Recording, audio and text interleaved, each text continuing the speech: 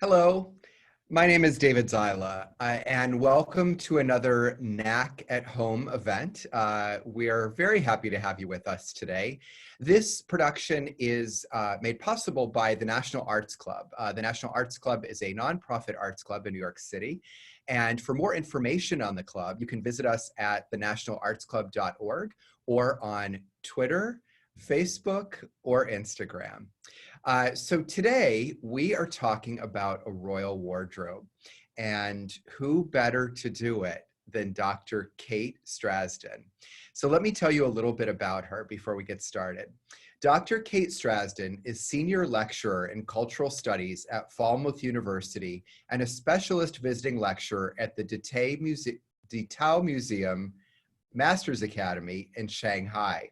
She is also an accredited lecturer for the Art Society and honorary curator of the Totnes Fashion and Textile Museum. Strasdin is the recipient of the annual Gervers Fellowship given by the Royal Ontario Museum in Toronto and was the recipient of the 2010 Keith Pointing Bursary to further research at the Fashion Museum in Bath. She served as the historical consultant for the exhibition Royal Women at the Fashion Museum, Bath, in 2018, which was named as one of Vogue's top 12 exhibits of the year. Her first book, Inside the Royal Wardrobe, A Dress History of Queen Alexandra, was published by Bloomsbury Academic in October 2017 and explores the life through dress of Queen Alexandra. She is currently working on her second book, Revealing the Secrets of a Mid-19th Century Dress Diary.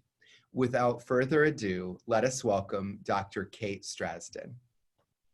Thank you, David. It's so lovely to be here with everyone. I mean, if nothing else in this strange time, we're kind of able to do these things, which are just a joy and, an escape. So I hope everyone enjoys. Well, we're thrilled to have you. And I think we would love to hear about this absolutely incredible wardrobe. Well, here goes. Here it is. Let me just check that you can all see. There we go. So hopefully that's all on your screen. You can see my presentation. And, oh, hang on. The first thing to say is, who was Queen Alexandra? So welcome everybody. This represents more than 10 years of research for me, and I thought it would be a good place to start with just a couple of iconic images of Queen Alexandra. Alexandra was born a Princess of Denmark in 1844, and really to a kind of lesser known branch of the Danish royal family.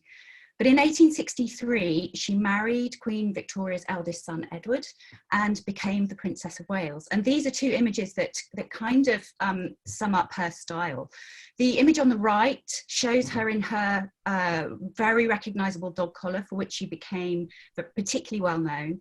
And the image on the left was actually the best-selling carte de visite image from the late 1860s. It sold more than 500,000 copies. And I think it demonstrates the degree of her popularity. She was this kind of style icon and the first royal to be called the People's Princess. And here you have this very candid view of a young woman, a young mother looking straight down the camera. And it was an unfamiliar picture of royalty at this time. She was the royal that was so different from her mother-in-law, Queen Victoria, and so she just became this enormously popular woman. So today I'm going to take you on a journey through the wardrobe that I started to uncover in the late 1990s. I worked as an assistant to the costume curator at Killerton House in Devon. It's a National Trust property that has a great dress collection. And we were invited to look at some garments that had been discovered in an attic, in fact. And they turned out to have been made by the designer John Redfern. I didn't know anything about John Redfern, and I started to do some research into his garments. And images of Queen Alexandra kept on cropping up.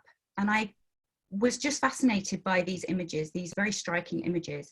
And I wondered if any of her things had survived. And in fact, started to discover that there were pieces of hers in museums all over the world, of which more later, because they really are everywhere.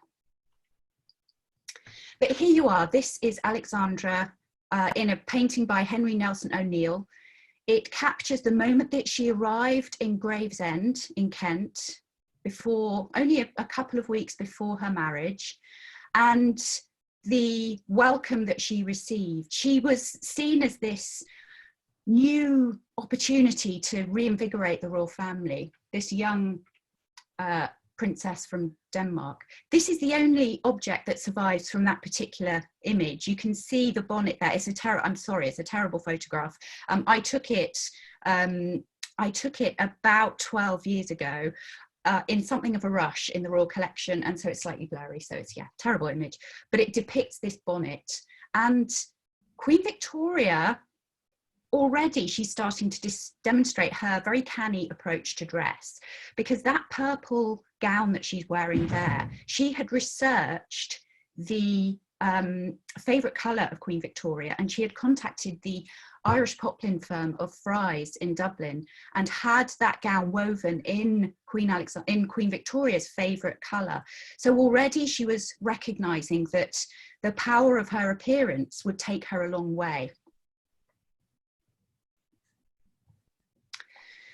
So what has survived? Well, a lot, but it took me a long time to find it. So there are about, to date, 140 plus of her garments that have survived. And they range from dresses like this.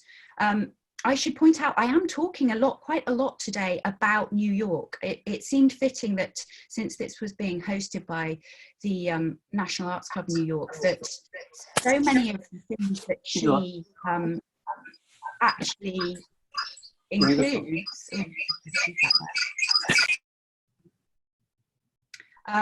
so many things that she actually has were actually part of an auction that took place in New York in 1937. And I'm going to talk about that because I would love to know if anybody watching this has any idea where some of these things might be. So this is actually one of her court gowns from about 1902 that is in the Metropolitan Museum of Art in New York. There are things like shoes. So you have these glittering court gowns, but then you also have wonderful crested shoes like this. These are also in the Metropolitan Museum. And then smaller, more ephemeral objects like you can see these embroidered stockings. And then finally, objects of outerwear. So this is a mantle actually from her trousseau. So it dates to around 1863 and is also in the Metropolitan Museum of Art. I found objects in just the most far-flung places. So I think the most unusual was in Ohio. There is a pair of her drawers in Ohio. I have no idea how they got there. There was a dress of hers that was actually on display for many years, apparently in Disneyland in Florida, part of their Victorian display. That dress has disappeared and I don't know its whereabouts now. They are in Tokyo, in Los Angeles, in Toronto, Sydney, London, Norway. They're just all over the world. And it's trying to piece that together was a complicated affair, trying to track down where these things were. So part of the challenge of my research was to find out where these pieces were. And then the other part was when you virtually reassembled these pieces, what did they actually say about this woman? So how did they come to be as disparate as they were? Well, a lot of the objects became scattered thanks to women like Marianne Skerritt. This is a very rare portrait of a member of the royal household. She was actually Queen Victoria's dresser, but it was the dressers that were largely responsible for the wardrobe becoming as separate and separated as it was. The dresses and members of the royal household were often the women that were given gifts by Alexandra, gifts of clothing when it was no longer useful to her. And then as the years went by, the families either kept hold of them for a certain amount of time and then donated them to museums, or they might find their way to auction. The British monarchy didn't start collecting its royal garments until Queen Mary, so Queen Alexandra's daughter-in-law, Queen Mary. She was the first royal figure that started to figure out that actually it was important to collect garments associated with the royal family. Prior to that, there was no formal collecting policy. Other European royal families much earlier did make a point of collecting the garments associated with their monarchs, but not so much in the UK. So Alexandra's garments just kind of were spread to the four winds. And so this is where New York really comes in a very interesting way. In 1937, there was an auction at the Anderson Art Galleries in New York, raising money for a variety of charities. And it featured more than 70 lots of garments from Queen Alexandra's wardrobe. They were auctioned. The owner of the garments was recorded as a man called Samuel Wilson Soden. And when I researched that name, I discovered that he was actually a court furrier on Regent Street in London. The trail kind of stops dead there. My thoughts are that this was shortly after Princess Victoria had died. Princess Victoria was Alexandra's youngest daughter, and there is a suggestion that he acquired some of her mother's things via Victoria, and then he took everything to New York to auction. The reason I think it was New York was because this was almost exactly around the time that the abdication crisis was taking place, and I think it was a more discreet way of selling royal objects at that point.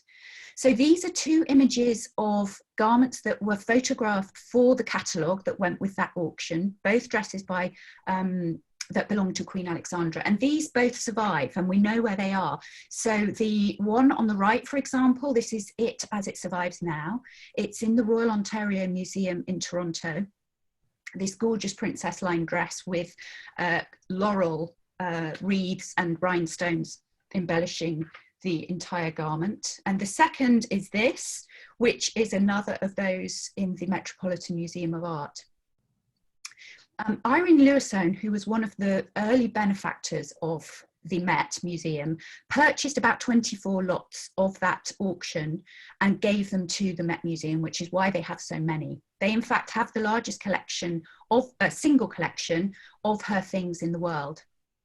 However, that left around 55, 60 lots unaccounted for. I have found some, but there are still an awful lot that are out there somewhere in the ether in North America. I presume North America. I would love to know where the others are. I have a feeling it might become my life's work. So trying to find these auction objects was fascinating. This was an article I found in the New York Times that was advertising the auction taking place. Here are some models wearing the gowns, two that you've just seen. Although I think actually the one on the left of the two there, that one isn't accounted for. The amazing tartan ball gown on the left does survive and was one of the purchases that was finally made its way to the Royal Ontario Museum in Toronto. A colonel, a retired colonel, bought 6 of the garments for his own collection, and then subsequently later on gave them to Ron in Toronto.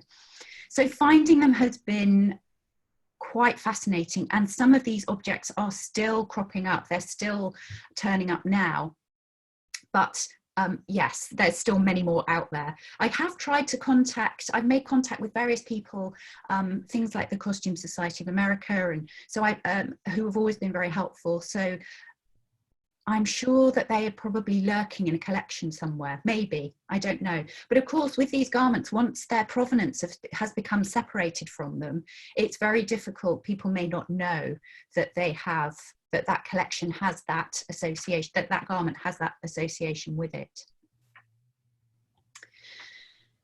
Sometimes you can follow a garment almost from its very beginning to its home now.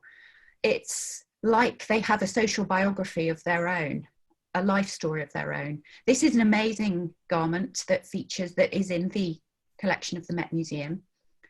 I found the order for this, which is in the British Library in London. And in 1902, Queen Alexandra commissioned a number of garments to be made in India and embroidered by some of the very well-known embroidery firms in India. She handed the commission to Lady Curzon, who was the Viceroy of India at that time. And there's a letter that actually describes this embroidery and the gown that was gifted. This gown was actually gifted to Alexandra by some of the dignitaries of India at that time. The dress is described in the Times, being worn to some of the coronation, the post-coronation functions. And then it turns up in an inventory of her garments after she died. It was described as a lotus flower embroidered dress. Sometimes the descriptions can be a little off, but it very much is this dress when you read the description. It then eventually found its way into Samuel Wilson Soden's possession and finally was purchased by Irene Lewis-Soane and has its final resting place, as it were, at the Met Museum. So it's amazing sometimes to get these, to be able to track a single garment across more than a century of its existence. And sometimes you just spot things in the most serendipitous way. This is a garment that's actually in the Bunker-Gauken Museum in Tokyo. And I had an image of it, but it couldn't relate it to anything else I'd seen. And then I happened to stumble across this short newsreel footage of a dress shop in London in the 1950s that was advertising that it had some of Queen Alexandra's dresses and it was using them as a kind of inspiration for their own garments. This is a still from that newsreel. And when I watched that newsreel, I suddenly noticed that the tassels on the arm were exactly this dress. It is this dress. I think you can see from the detail there that this is one and the same. So again, it went from Queen Alexandra to a courtly dress shop in 1950s London to the Bunker-Gauken Museum in Tokyo. It's a tangled and circuitous route, and I don't know how it got there, but it's amazing to make those connections. And then Alexandra featured in Vogue. This is a fantastic shot of Babe Paley. She was the socialite, famous socialite who often appeared in Vogue. And this is a description of this dress. Mrs. S. Stanwood Mencken gave $100 for a silver embroidered light grey wool cape, which was part of Alexandra's trousseau, and $77.50 for a black sequin and tulle state gown. This is that gown. Babe Paley was then photographed. In the 1930s, there was a kind of resurgence of interest in Edwardian-esque aesthetics. And so Babe Paley borrowed the dress from Mrs. S. Stanwood Mencken and was photographed in it in Vogue, looking very queenly herself. There were some other really interesting means of disposal, which I came across, which I think obviously can't happen now with royal families, but I discovered that there was something called a dress agency, and sometimes when members of the British or other European royal families had enough of their garments, they would send them to a dress agency. Alexandra used one in Paris, and then they would be sold on. I've not managed to find very much out about dress agencies. I'm fascinated if anybody knows any more about how they worked. I haven't been able to find anything. The notion that actually people can, whether they bought these things knowing that they had belonged to the Queen of England or whether that provenance was done away with, I don't know. But they just turn up in different places. This is another auction, a garment that was found in the Whitaker auctions. So they really do just every now and again turn up in all sorts of places, including World War II wedding dresses. This was one that I discovered in London. A friend of this lady, Vicky, contacted me to say that her friend got married in a dress that had belonged to Queen Alexandra, and this is it. Her brother had bought it for her in 1941 at an auction for the RAF, raising money for the Royal Air Force. He paid £200 for it, which was a huge sum at that point, and Vicky had it adapted and made into her wedding dress. So there's some beautiful stories of how dress just finds its way into different people's lives and becomes something else.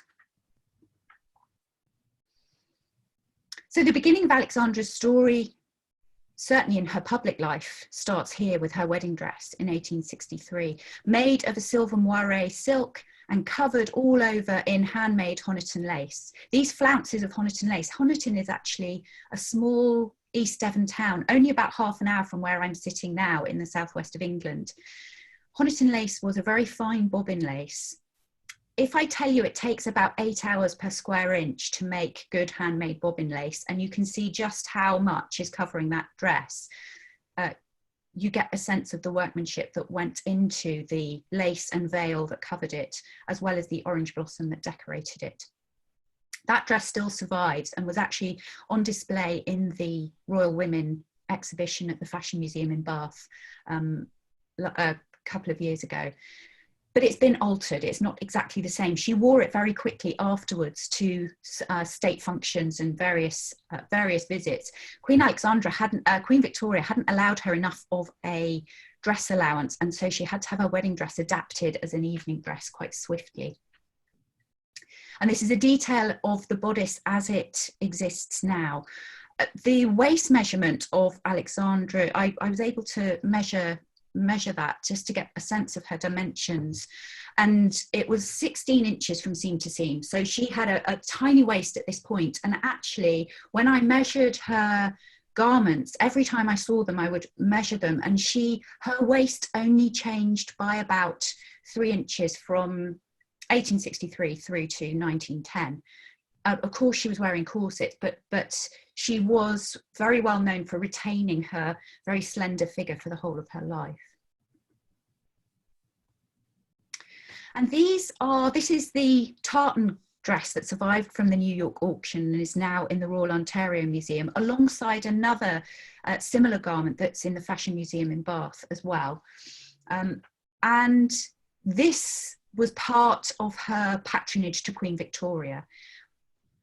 Edward and Alexandra would have to travel to Scotland quite frequently to see Queen Victoria when she was in her country house at Balmoral, and Alexandra absolutely hated it. She found it bleak and miserable. She wrote long letters to her family to say how much she didn't like it. But she has these tartan garments that survive, and I kind of see them as a nod of obedience to her mother-in-law, that she is turning up in Scotland in her tartan garments. And this is the one that's in the Fashion Museum in Bath now. It was on display last year. Perhaps the garments that Alexandra is best known for, and the images that really capture a great deal of her spirit, I think, are those that are tailored by people like John Redfern, who I mentioned at the very beginning. Alexandra was unfashionably slim. Queen Victoria used to write quite bad-tempered letters to her other children, talking about how slim Alexandra was. And in fact, I saw some fascinating ledgers at the tailor's, Henry Poole & Co., where she had her riding habits made. And her measurements altered hardly at all in their ledgers, whereas her husband's, Edward's, were gradually, they would be crossed out and re-entered as his suits had to be made a little larger year on year. Alexandra took the wearing of sportswear, which is essentially what tailoring was at this point for women. It was worn to go and watch the races or for yachting. And she took them out of the sporting context into the everyday. So in a sense, she kind of popularized the tailor-made for women. She didn't make many really original contributions to fashion, but I think this is it. This is her innovation, that she did away with the very opulent and highly embellished daywear, the gowns of the 1870s and 1880s, and took to wearing this kind of thing in the daytime. Not much of her tailoring survives, unfortunately. So fantastic pictures like this on the right. Very few of her pieces actually still exist. The jacket on the left is a white wool jacket, but only the jacket has survived. And that's often because when she gave these things to members of her household, the skirts were very useful. They could be made into something else for children, or for they were very practical pieces. And so very often you get the jackets that survive, but the skirts would most probably have been made over into something else. But they don't survive in great numbers, which is such a shame, because they're very, very beautifully made. So Alexandra actually was known for dressing relatively simply in the evenings before she became queen. So all through her career as Princess of Wales, when you read reports in the Times, and any of the surviving evening wear garments from the 1880s, 1890s are relatively unadorned. And this was revealed in a garment that's in the Fashion Museum in Bath. This is a dress that dates to the 1890s. And the trim, when I first saw this trim, it looked a little rough around the edges, I have to say. Then I read the accession card, the information card that went with it, and it turned out that a volunteer in the 1960s had seen this dress and decided it definitely didn't look queenly enough for a Princess of Wales, and actually added that beaded trim herself in a bid to make it more queenly and appropriately regal. So the museum haven't removed it, because obviously it's part of the dress's story, I guess. But without that beaded trim, it would be a relatively simple affair. Beautifully made and still very costly, but not quite as ornately adorned as others of her peers. But that very much changed as she got older. This is perhaps one of the garments from the latest period of her life. It dates to around 1910. The reason it's in such good condition might be that because it dates to around 1910, it could be a garment that she had purchased just before her husband Edward died, and therefore she wasn't able to wear it because she went into mourning. It's a heavily beaded garment by the Parisian couturier Douillet, who was very well known for this kind of lavish embroidery. And there's a real shift in the way that her dresses appear after she becomes queen. There's one train of thought which could be that she simply wanted to look more queenly. But I've always felt that actually this is about presenting that these garments become like armor. Fairly early in her life, Alexandra had become profoundly deaf. She actually inherited a condition from her mother. And certainly by the time she became queen, or queen consort, in 1901, her deafness was such that in public she could barely hear what was being said around her. And it was a terrible trial for her. And I think that she wore these incredibly glittering gowns as a means of appearing to be appropriately queenly, but also suggesting to people that they back off, they admire from afar. So I think it was perhaps one of the strategies that she used in dress that was very successful. But there is a real shift between the Princess of Wales and the Queen. So there are other kinds of garments that have survived. For example, travel dress, the beautifully embellished sort of soutache braid on the left goes with an 1880s mantle, which was part of the Helen Larsen collection. And on the right, you have a lambswool driving coat that actually comes from her trousseau. So this is very early. It dates to the 1860s, and that is in the Metropolitan Museum as well. She was a much less straight-laced figure, if you like, than the family that she had married into. there are some wonderful accounts of her traveling on the tube, for example. She would manage to ditch her security and rock up on the tube in her traveling coats and end up in all sorts of places. She visited, for example, she was great friends with John Merrick, known at the time as the Elephant Man, and she would turn up at the hospital where he resided. The matrons would hear a noise in the kitchen and discover it was Alexandra making tea for herself and John Merrick. So there is a very human side to Alexandra, which I think you could be forgiven for thinking that when you see those sort of sepia-toned photographs, that there's a very popular side to her that perhaps has been lost over time. Now, I mentioned the drawers in Ohio, and this is them. The curators don't know how they ended up there. They're just an anomaly. They have a card that says drawers belong to Queen Alexandra. I do sometimes wonder what she would think of me, anyone looking at her drawers. She'd be horrified, I'm sure. But what's so fascinating about these is that it opened up a whole world of hidden labour, and that was the Royal Laundry. I managed to do some research and discover that in 1842, Prince Albert had dealt with the increasing problem of what to do with the loads of royal laundry that came from various residences.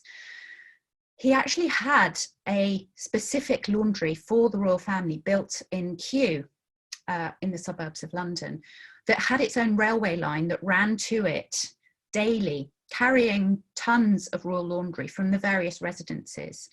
And therefore, it was very important that the laundry was marked. And so here you have this beautifully embroidered cipher of Alexandra's. It's got interlocked A's marked on the edge of the drawers that demonstrate these are hers. And of course, once they've been laundered, they go back to the correct person.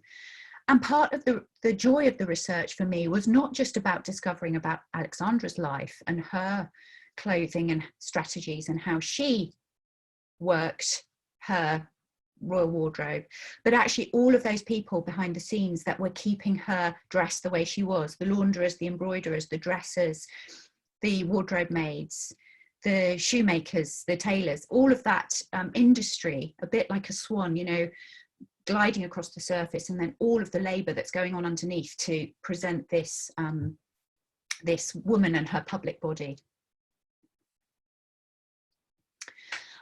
Some of you may have seen this exhibition. This was the morning exhibition, Death Becomes Her, that took place in New York a couple of years ago. I didn't get to see it. I would love to have seen it because it looks beautiful. These are two of Alexandra's dresses that featured in that exhibition. I think it's quite appropriate that there in the background is that shadowy figure of Queen Victoria in her unrelenting black.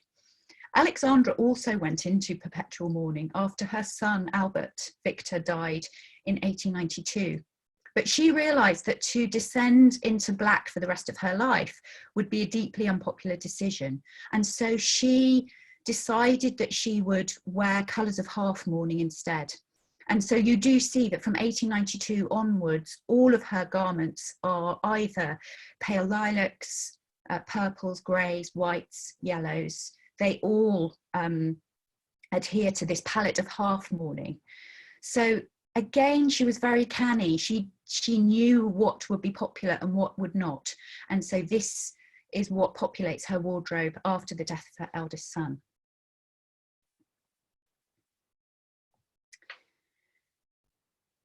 She knew that she had to make herself.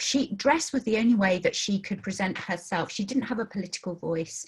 She didn't make speeches in the way that we might expect contemporary royals today.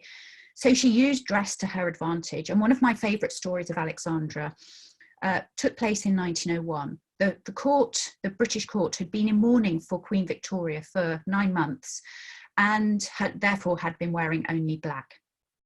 It was coming up towards the end of that period of mourning, and a deputation of Alexandra's ladies-in-waiting approached her and said, "Do you think there's any way we could not wear black to the upcoming court ball?"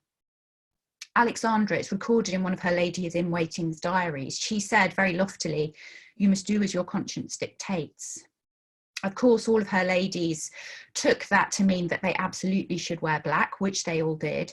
And Alexandra rocked up in the ballroom wearing white. Her lady-in-waiting described her as shining like a star in the night sky. I think it was a very, very clever way of demonstrating to her ladies that she was in charge now and she could outshine them at any point. Dress also tells stories in all kinds of fascinating ways, and this is one of my favourite garments of hers because of the story it told. This is a dress that featured in the 1937 auction and then made its way to the Royal Ontario Museum in New York.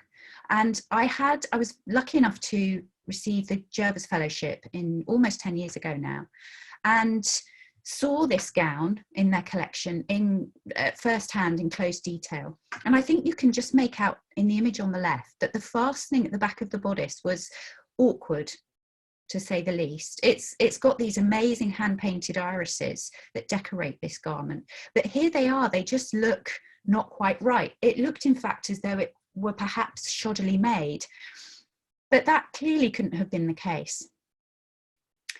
And there hadn't been any alterations. We established that with the conservation team. It was as it had been made. I contacted Jean Drusdo, who I think many people may know as a former curator and had worked with some of her garments at the Metropolitan Museum of Art. And she emailed me in response to an inquiry and confirmed that actually when she had tried to mount Alexandra's dresses, they didn't fit standard dress forms very well. So then I thought, well, in the 1860s, Alexandra had been very ill following the birth of her first daughter in 1867. And the illness, the rheumatic fever left her with a limp for the rest of her life. She had a stiff knee and walked with a limp. So I contacted an orthopedic surgeon and asked him what would be the long-term impact on somebody that had limped in that way for most of their life. This is a dress that dates to 1902, so it's in her late 50s. So at this point, it's been decades of that particular difficulty. And he replied that almost certainly she would have developed scoliosis, so a curvature of the spine. And suddenly this dress makes perfect sense because she didn't want anybody to know that there was anything that she was finding difficult physically. And so this garment was made with her body in mind, so that when she wore the dress, it would work for her body at the same time as being a very, the shape of 1902 court gowns. It's very unforgiving. So it was a garment that worked for her, but wouldn't have worked for anybody else. So it tells a story that was completely hidden in all biographies, and clearly something that she was managing and being very discreet about, but is revealed through the garments that survive. In 1902, the coronation was an absolute blaze of golden glory, and her dress still survives from this period. It was actually made in India by Lady Curzon, or commissioned by Lady Curzon, the Viceroy, and reports at the time talked about this dress that was all of her garments being made in the UK. The dress definitely wasn't. The embroidery was carried out in India. The making up of the gown took place at the fashion house Morin Blossier in Paris, and I found some fantastic letters that described why this happened. A letter from her private secretary in the British Library read, and it was addressed to Lady Curzon, private, and it said, "My dear Lady Curzon, please will you make sure that none of the London ladies," and she wrote this in capital letters, "know that you are making the Queen's dress here, or else they will be wanting to copy hers." So she was a canny gal, and she was ensuring that by having her dress made at great distance, none of those London ladies that she was very well acquainted with by this point could copy what she was wearing. Not all of the garments survive. I mean, in fact, I think it's important to recognise that out of the 135, 140 or so garments that do survive, these only represent a small number of what would have been a much larger selection over her 40-plus-year royal career. And so there are other ways of discovering fascinating things. For example, these are the ledgers of the Henry Poole & Co tailor on Savile Row in London, with all of her measurements and the garments that she was ordering. In fact, the first line of that ledger talks about a riding habit that was made just the week after she got married. And it is this riding habit here. This is a photograph taken shortly after their honeymoon in 1863. So it's possible to find an awful lot of information from other sources. I spent lots of time, for example, in the Royal Archive in Windsor Castle, which is at the top of the Norman Keep. Anybody that has been to Windsor, the Round Tower, which is that, you know, iconic tower, the Royal Archive is housed there. And I spent many hours climbing the steps to the top of the Norman Keep and looking at Alexandra's wardrobe accounts, which are held in 4 volumes in the Royal Archive, and detail the whole range of suppliers that she was using across a long period of time. There are also amazing collections that I haven't been able to access. Alexandra was very close to her sister Dagmar. Dagmar married into the Russian royal family and became the Tsarina Maria Fedorovna. This is the 2 sisters here. In one of their very popular little tricks that they liked to play, which was to, whenever they met on court visits, they would wear the same wardrobe throughout. How they achieved this logistically is just beyond my comprehension, because they had to achieve it with Alexandra being based in London, Dagmar being based in Russia. They would coordinate via letter exactly what they would wear every day for a 6-week period. And then the garments would be made in Paris, sent separately to each of them, so that then they would appear each day if Dagmar was visiting London, for example, wearing exactly the same thing, and it caused an absolute sensation. Many of their letters do still survive, but they are all written in Danish and they are in Moscow, and I think you get a sense there of what Alexandra's handwriting looks like. It is very tricky to read. It's tricky to read in English, and certainly the idea of approaching those letters that are written in Danish, but I know that they must contain a wealth of detail because their 40-year correspondence still survives. And so my research was published in 2017, but since then, so the book, I have to apologise now, the book doesn't have very many pictures in it. I wish it did. It's an academic publication. One of the problems is that many of these garments haven't been properly mounted before, and so they're very difficult to photograph. The ones in the Met are one of the only exceptions to that rule, so they're not easy to photograph well at this stage. It would be my ambition to do a fabulous coffee table book and be able to show all of these things, but that's for another time. And as soon as this was published, then a whole raft of other garments came out of the woodwork, as it were. So a number of things have emerged since this, but they're quite fragmented sometimes. So this, for example, this is in the collection of Cosprop, the costume house in London that are responsible for lots of film and TV wardrobes. They have this in their teaching collection, and I think it's this garment here on the right. It has a very similar trim, but it's missing parts of it. The sleeves are missing, but you can see it's this incredible beaded jacket.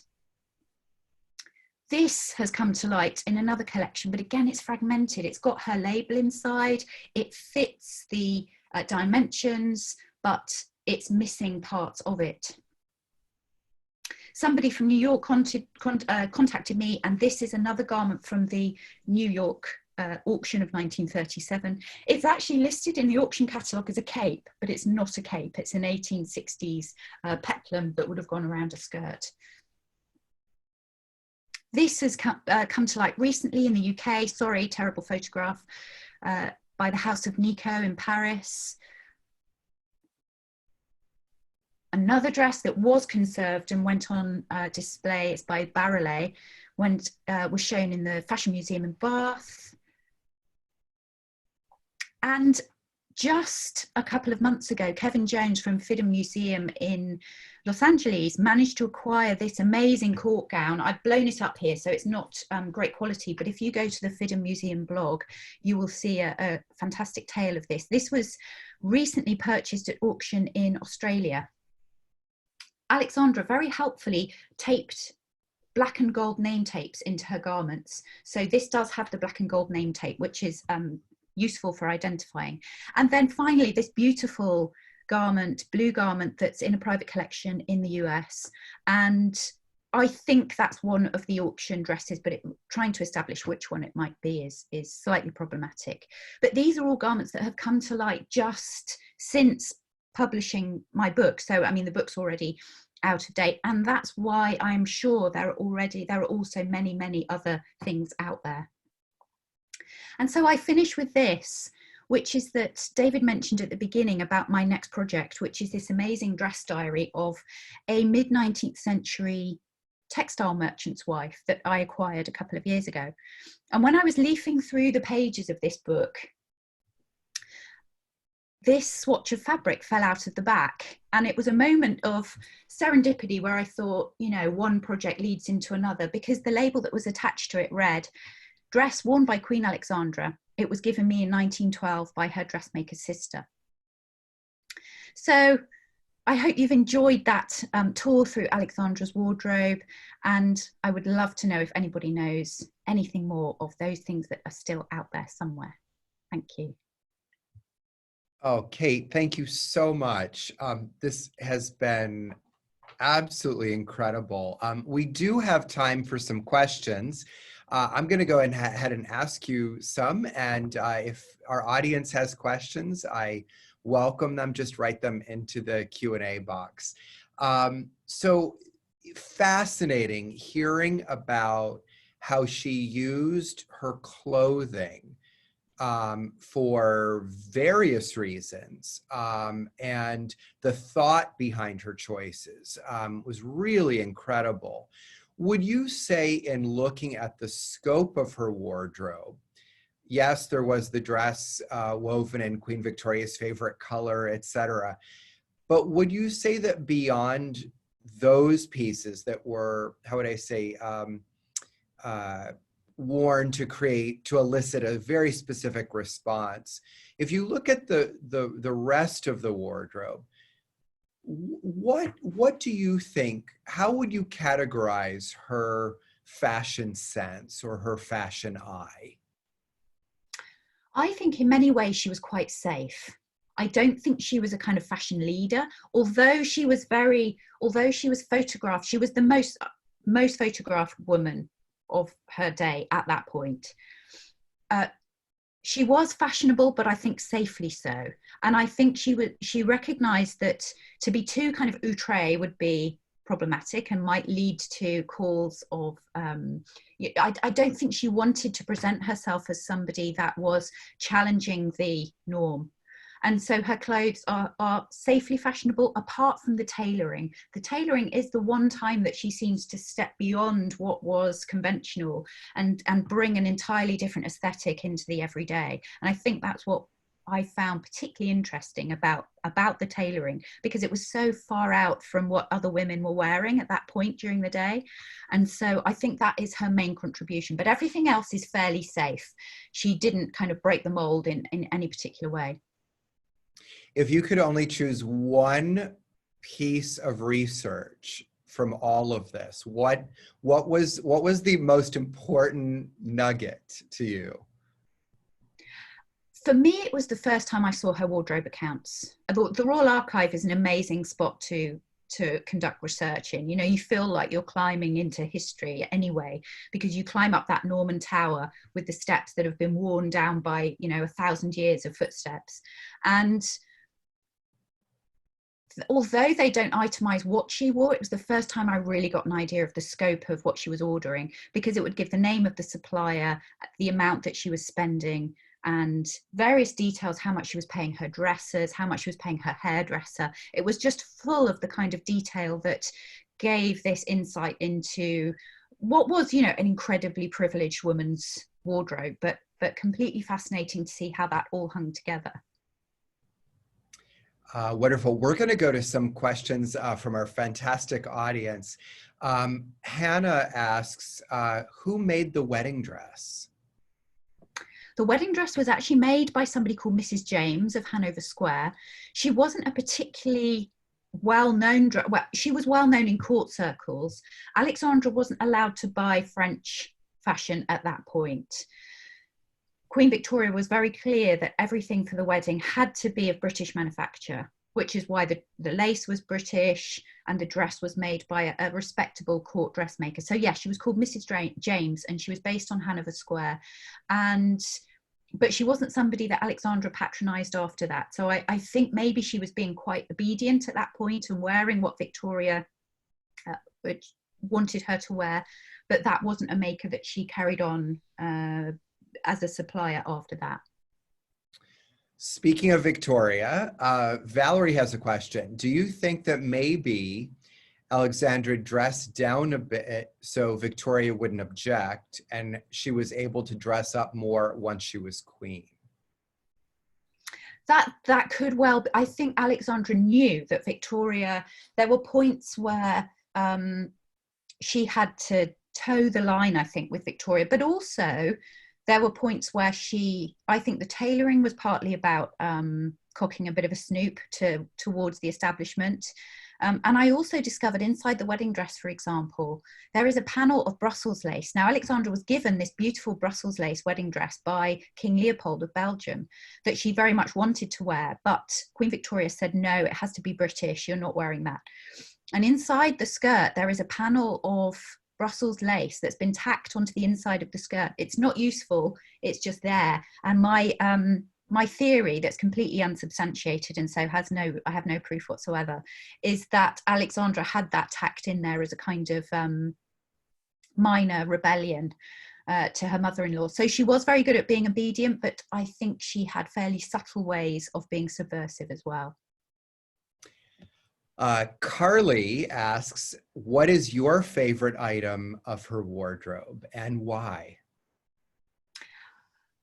I love that Irish dress. I think partly because it has, I've managed to find out when it was purchased. So it appears in the wardrobe accounts in 1903 by Morin Glossier, which was an all-female fashion house in Paris. Then I've tracked it to the audit account that was written when she died. I've tracked it to the 1937 auction in New York, then to Toronto, and then this whole story about how her garments were made in this particular way. So I think for me, it's the whole package because it has a story of its own to tell. We have another question. Is it true that she made some of her own clothes before she married, and do they exist? Yes, she absolutely did. She wrote some brilliant letters to Queen Victoria recorded that when Alexandra first visited her before she married Edward, she went on a visit to Windsor Castle as a kind of inspection visit, and Queen Victoria asked her why she always wore jackets and skirts at this point in the 1860s, which wasn't particularly fashionable. And apparently Alexandra replied that she made them herself, and it was very economical because you could wear more than one garment, you could mix and match the two garments. And Alexandra came from a wing of the Danish royal family that really wasn't, relatively speaking, wasn't that wealthy. And so yes, she did. She was taught how to make garments at home with her mother and sisters. She had a sewing machine when she was a little older, and she made her bonnets. And so yes, she did. But no, as far as I'm aware, they don't survive. I've never found any anyway. Gina asks, what got you into historical clothing? I have loved, actually, I can show you something. This is a prop moment. When I was about 8, my grandmother, we had a brand of tea in the UK, Brook Bond tea, and these tea cards, I don't know if you can see this little book. These were cards that would come in a packet of tea each week, and you would collect the cards and then you would pay a few pence for the book and stick them into the book. And I collected these when I was about 8 or 9. And so this is from the late 70s, early 80s, and I still have it. And for as long as I can remember, I've been fascinated by historic dress. And I think for me, it's about human stories. The first curator I ever worked with said that clothes are the ghostly outlines of people that came before us. And for me, that's what it is. It's people. It's about people's stories. So if someone wanted to go into a career like yours, what advice would you give them? What would be the first step? Start collecting tea Yeah, cards. start collecting tea cards. A lot of it is about, so I volunteered. That was the first thing I did. When I was about 19, I found out where the nearest collection to where I lived that had a historic dress collection, and I volunteered, and I learned a lot. Then I did my MA in the history of textiles and dress, and I started to go to events, so things like the Costume Society of America, things like the Costume Society in the UK. I started to go to conferences and listen to what people were saying and meet people. And then it depends if you go down the curator route, which is more of the museum, you have to take the museum studies, or I chose the academic route, which meant doing my PhD and then writing and teaching. So it's got that kind of, there's a point where there's two different distinct routes that you can take. It's just a lot of perseverance and meeting people and just enjoying it. It's a lovely community of people that I've met over the years, and it's a real joy, actually. As someone who clearly inspires others by the passion and the size of today's audience, who inspires you? That's a great question. I think one of the first curator I worked with, somebody called Shelley Tobin, who introduced me to this world when I was 19. It was that first time. I can remember when she took me down to the stores at the dress collection at Killerton House in Devon, and these roller wardrobes that were full of garments that started with the 18th century at one end and then just went all the way up to the 20th century. And she just, rolled back each wardrobe and showed me things, and I learned a huge amount from her. And she was the first person, I suppose, that really showed me that this was possible. There was a possibility for this to be an actual career. So yeah, I think Shelley is a great, and still a great curator now. Wonderful, wonderful. Well, Kate, I want to thank you so much for joining us. Your work is unbelievable, and we literally could stay here for hours. There are so many questions that I have and our audience has, but unfortunately we must wrap. I want to thank you for being with us. I want to thank our audience as well. And if you're interested in more information on the National Arts Club, you can visit thenationalartsclub.org and visit us also on Facebook and Instagram. Thank you very much. I'm David Zyla. Thank you. And thank you. And we will see everyone next time.